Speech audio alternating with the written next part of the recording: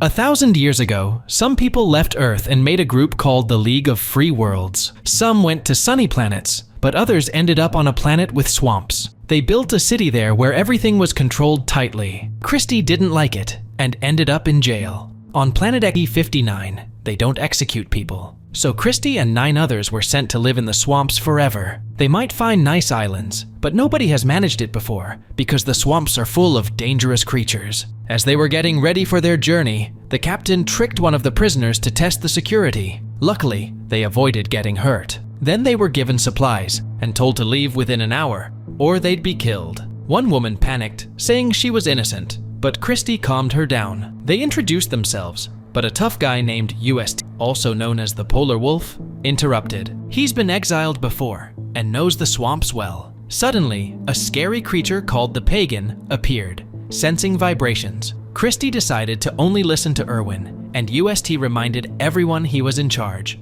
Irwin suggested sharing the supplies, but they were interrupted by the creature's arrival. When they open the box, Irwin only manages to grab a knife before the others rush for the supplies. The wolf reminds everyone he's in charge, but Irwin, refusing to obey a fellow prisoner, decides he's heading to the Paradise Islands. Christy agrees to join him, but they insist on getting their fair share of supplies first. The wolf's follower tries to claim Christy's portion, but Irwin threatens him with a knife, warning against fighting amongst themselves or they'll be shot. Reluctantly, the wolf gives them what they ask for. Irwin even bargains for the metal box itself, offering food in exchange, and the wolf agrees. As they prepare to leave, Christy asks Irwin to help the scared woman, but he refuses, saying she's as good as dead already. Irwin explains to Christy that she should go first because she's lighter and he can help if she falls into the swamp. When a voice from the fortress orders them to start moving, the wolf leads the way. Irwin and Christy tie up a heavy box and follow. Suddenly, a shot is fired,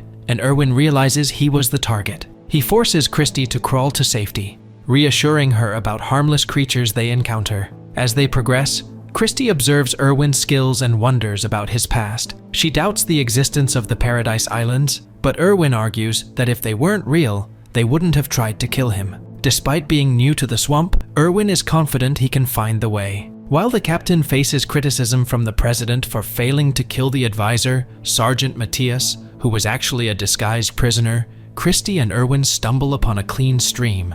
As Christy washes her face, Irwin suddenly alerts her to danger. The pagan emerges nearby. Christy defends them by attacking the creature, then tends to Irwin's wound. She shares her story of standing up to an inspector who harassed her, leading to her imprisonment. The wolf's group interrupts, wanting the metal box back, but Irwin uses a piece of the pagan as a weapon. The wolf retreats, but follows them. Irwin knows about a place on the shore where former prisoners live, and believes the wolf hopes they'll fall into a trap. He spots the pagan's tips and tells Christy to stay still as the creature attacks the wolf's group. Meanwhile, the president contacts the captain, who claims to have everything under control. Irwin and Christy camp for the night, and Irwin offers to share about himself if Christy can solve a riddle about the cost of a chocolate bar. But before he can finish, Christy falls asleep. She wakes to a strange sound and sees creatures approaching. Irwin protects her by putting her in a box with him, and they wait until the creatures leave, remaining unharmed.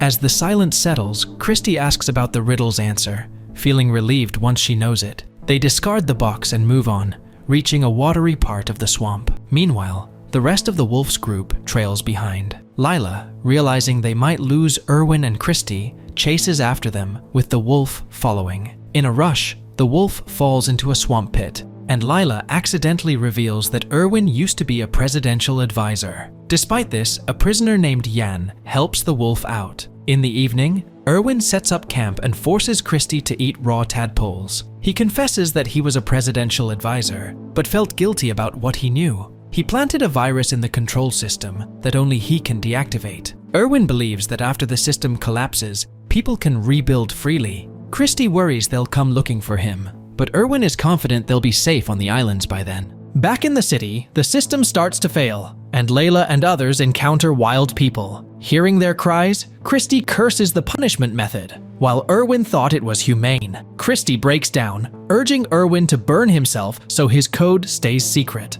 Irwin starts yelling for a fight, but nobody responds. Christy admits she was promised freedom if Irwin died. Meanwhile, the wolf's group hides among rocks. Leah reveals she was offered to kill the advisor in exchange for a ship. The wolf orders his group to find a sensor on Christie's body, but she flees and gets trapped by a dangerous swamp fungus, dying. Realizing their spy is dead, the captain arms Sergeant Matthias and sends him after the advisor. Another man from the wolf's group dies, and Jan catches up with Irwin and Christie. Distracted by Jan, Irwin falls into a trap set by the wolf, who plans to exchange the advisor for freedom. Tied up, Irwin tries to persuade Christie to run, but she surprises him by kissing him. The wolf forces Irwin to stand, but Irwin mocks him, so the wolf carries him on his back. Meanwhile, Sergeant Matthias's group lands in the ruins of the old prison, where wild criminals live. The wolf's group arrives later, leaving the advisor and Christie aside. The wolf negotiates with Sergeant Matthias, but Irwin breaks free and escapes. The wolf gets shot by the sergeant, who then finds Christie and Jan. He kills Jan and takes Christie forward. Irwin confronts Matthias and offers to exchange himself for Christie. Matthias agrees but shoots Christie with a tranquilizer. In return, he gets stabbed by the fatally wounded wolf. Irwin thanks the dying wolf, who advises them not to go to the Paradise Islands because they don't exist. Then the wolf drinks poison to avoid suffering. Carrying Christie, Irwin reaches the sea and realizes that the Paradise Islands are actually rafts made of plants. They use them to cross the strait. Meanwhile, the captain loses contact with Matthias and sends the last combat drone after him. Christie wakes up to find their island sinking gradually.